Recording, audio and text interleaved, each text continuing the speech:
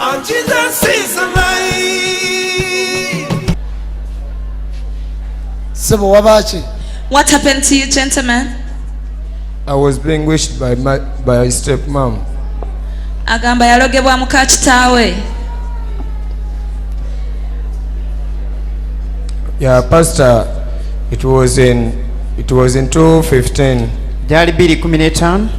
Yeah, I had a contract of damaging in South Africa. Naina contract in South Africa with those guys of TriStar Promotion. Aba TriStar Promotion. Yeah, then I worked and overall some good time. Naye njagala okubeera nabo ebbanga ddene. When I damaged back here to Uganda, I had some good money. Bwe nakomawo ne Uganda nalina sente zange. And I used to love my mom because she's the one who took me to school. Era nayagala nnyo maama wange kuba yantwala nnyo ku masomero. My mom was poor and used to sell yellow bananas on the street. Naye maama wange yali mwavu ng'atunda menvu. I had to make for him a shop. Era namukolerawo edduuka. And I bought for him a car from Nakawa Bond. Nemugulira emmotoka okuva e Nakawa. Ipsum type. Ipsum kyekika. Then as I was driving car, bwe nali nvuga emmotoka eyo taking back to Gaba, nga mutwala e Gaba, Buziga, where I had made for a shop. Awo enyina e Buziga we nafuna ekwekanga. As we were reaching the Ladu, there was a strike. Waliwo okubwatuka. The Ladu busted my mom. Yeah, Ladu nekuba maama we. Then for me to push me outside somewhere. Ye ne musuula wabweru. Even my mom passed away. Ne maama we n'afa. Bambi. Oh dear. And on that day, okuva ku lunaku olwo, when that incident happened, ekyo bwe kyali kibaddewo, 2 days passed. Enaku 2 nga ziyiseewo. When you had already going after burial. Nga bamaze okuziika maama. Then she came to me. Stepmother najja gyali. Even if that shop you made for your mom, you will never stay in it. Kubadde wakolera maama we edduuka togenda ddibeeramu. Then it was at night. She told me during daytime, maybe like it was like around 1. Yagamba misana kusanga 7. 1:30 there. Sanga 7 kitundu. Then in the evening, for me, I take it easy. I thought about the other one. It was an incident. Nze n'emitwala light nalowooza nti oba kiri kyagwawo bugwi. Life can be like that. Obulamu busobola okuba bwe butyo. But after some time, when I was sleeping at night, naye ebiseera nga biseeyo nali neebase ekiro, a swarm of bees, omugano gw'enjuki came, ne gujja, began stinging me ne bitandika okunuma zenna. Even my hand. Ne senga wange. I know, even my hand. Enda omukono gwange got a damage like this. Gwafuna okukosebwa nga bwe mugulaba. It cannot stretch. Tegusobola kwefunyola kwegolola bulungi. Because she knew that I was a gospel singer artist. Kubanga yali nze amanyi nti ni muyimbi wa nnyimba za gospel. Then she said, we shall see the way you be holding the microphone. N'agamba nti tugenda kulaba engeri gy'ogenda okwata mu microphone ng'oyimba. I don't work. Era sikola. I don't sleep anywhere. N'okwebaka seebaka. No one likes me in life. Teri anjagala mu bulamu bwange. All my brothers are down. Baganda bange bonna. It's me who used to pay school fees. Nze yali abasasulira fees. My dad left them. Taata yabaleka. It's crazy. It's like he's ever in the past. Alinga mulalu bwatyo.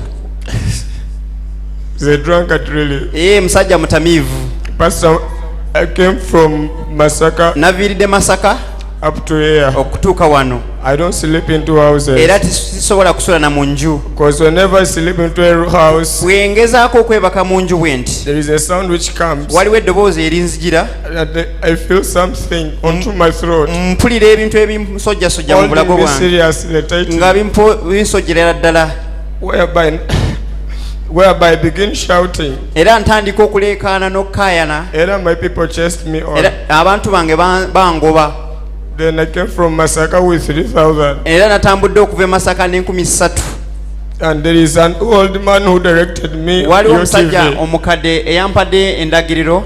Directed me. I used to see on TV. Nali nkulaba ku TV nandagirira wano. You are the one who healed him. Nti gwe owamuwonya. That whenever. Then he told me. Nangamba. Let me direct you. Nothing I can do. Kankulagirire teri kirala kye nsobola kukola. You get the 3,000. Funa 3,000 zino. You go with it. Genda nazo. Into the way whenever you feel like something disturbing your mind. Kukubo olaba ekintu nga kijja mu bwongo obwo. Pass via any bar or the house of someone, then you tell him to place for you the TV of ABS TV. Yitira wali omuntu akutereko ABS TV. It is ever showing gospel music. Ereberaga enyimba za gospel. Sometimes even the pastor is ever there. N'ebiseera ebimu omusumba igaba kwali aweereza. You just catch on the man of God.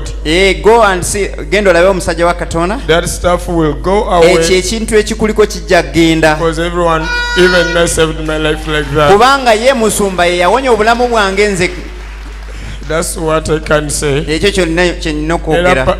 Pastor, I'm requesting, please heal me like the way you healed me. Musumba nkusabye mponya bawonya omusajja oli. Even my family members who love me, I also get somewhere to sleep. Family yange bagenda kunjagala nfune nawo okwebaka. I also get a job because situation not really good. Era n'amazima nsabira nfune n'omulimu. Thank you, Pastor. Kuba obulamu bwange si bulungi musumba nsabira.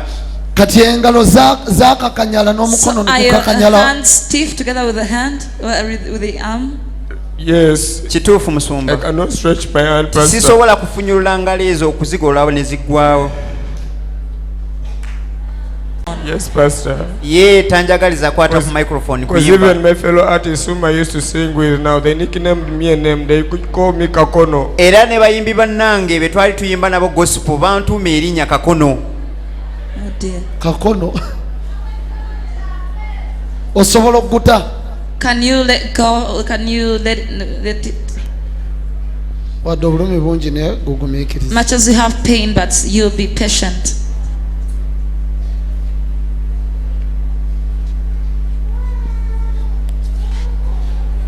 Ati wano wabaki?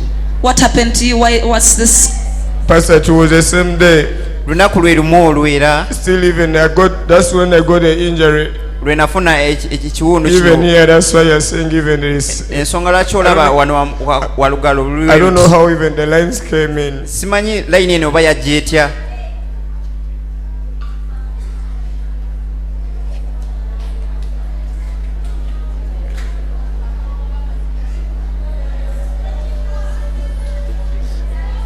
Gambe empeta ya Mukama ekole. Say let the ring of the Lord work. Gambe empeta ya Mukama ekole. Say let the ring of the Lord work.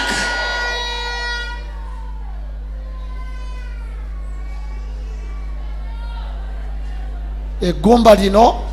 This eryakikinala. Protruding bone. Kandi umuzeeko empeta libuli. Let me rest the ring on it.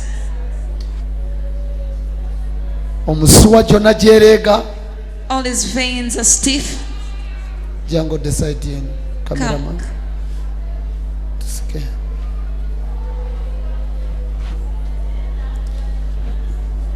Okuyita mu mpeta ya Mukama. Through this ring of the Lord, nsikayo. I pull ezengalo ezagongobala. Those hands that are crippled. N'eryo eggumba eryakikinala. And that bone that's protruding. Mbiragira okubula. I command it to disappear. N'omukono guno ngulagira okwegolola. I command this hand to straighten. N'engalo zino zirageko ogwelola. I command these fingers to straighten. Nsikayo. I pull them from wherever they crippled. Right now. Katikati. Sikyagala lunaku lwankya. I do not want it tomorrow. Nkyagala lunaku lwa leero. I want it tonight. Mbayita. I call you. Ngalo mmwe. You fingers. Muveeyo. Come to normal. Muveeyo. Come to normal. Gye mwagongobalira. Come from where you stiffen. Muveeyo. Come. Muveeyo. Come. Muveeyo. Come from there. Muveeyo. Normalize. Muveeyo. Normalize. Muveeyo. Normalize. Mwegolole. Straighten. Mwegolole. Straighten. Daba eggumba liryo litandise okubula. The bone has started to disappear slowly. Liryo litandise okubula. It is now beginning to disappear as the man of the Lord has put it. Mbayitayo ngalo mmwe. I call you fingers. Eggumba libuze. The bone has disappeared. Daba engalo zizo zijja. Now the hands are straightening. Zizo zijja. The fingers are also beginning to straighten. Zizo zijja. They are beginning to straighten. Zizo zijja. They are beginning to straighten. Eggumba libuze libadde likikinadde. bone has disappeared, the one which was protruding. mbayita I call you. mbayita I call you. mbayita I call you. mbayita I call you. mwegolole Straighten. mwegolole Straighten. mwegolole Straighten. aha Yes. aha Yes. aha Yes. aha Yes. aha Straighten. aha Straighten. aha Straighten. aha Go ahead and straighten. mwegolole Straighten yourself. ziragira I okwegolola command them to straighten themselves. ziragira okwegolola I command them to straighten themselves. ziragira okwegolola I command them to normalize. ziragira I okwegolola command them to normalize. ziragira okwegolola I command them to normalize. ziragira okwegolola I command the hands to ziragira normalize. I okwegolola command these fingers to normalize. ziragira okwegolola kubira yesu engalezama Glory to Jesus. kubira yesu nabano bazetegereza To Jesus. nabo bazetegereza Look at how he's see Eh? how he's looking at himself at his hand. Yes. Eh? wajinda bakabye He's crying. mumukwase ne microphone Hey, give him a microphone. mumukwase Let him kwasa guli hold the microphone with his hand.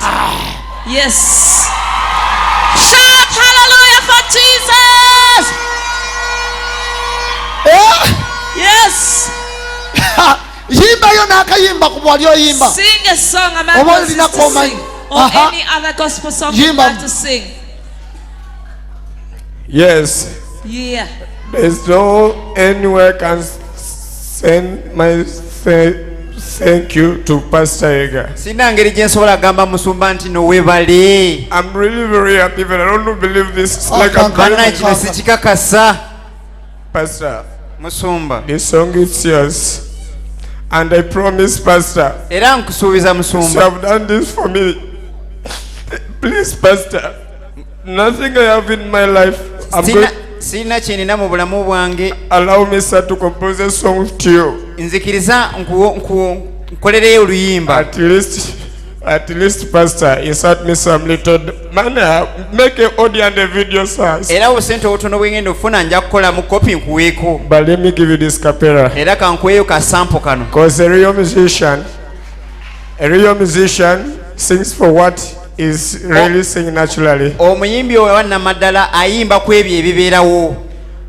Oh mama byenda bye musize heha akya Mungu kale mazima sichitenda kubanga ebizibu byembisemu nabyo nga bingi Pastor yigaze kyakolede mama bana basinga banjogerera bajeregaze sibisobola Pastor yigera nandamula kale mazima beke kikwata basinza bona basinza Pastor yiga bona tubusinze yabasinga ti Pastor yiga yabasinga yabasinga tuinakana Pastor Iga yabasinga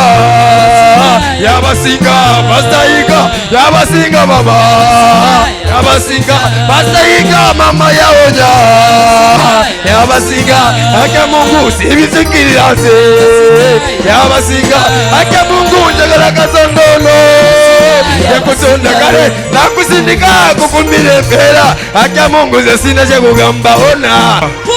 Thank you, Pastor. omukyalo oli omulaba Do you see that lady ayambadde in a blue oyo akutte overcoat? kibafuuwa omulaba Yes, Pastor. She has a vuvuzela in her nakisozo hands. gye ogenda muwaayo emitwalo 2 agende mu studio Give her Thank you, 200,000. Pastor. She Thank goes you to very the much, studio. sir. Thank you. twabira yesu engalez'amaanyi And Jesus is alive.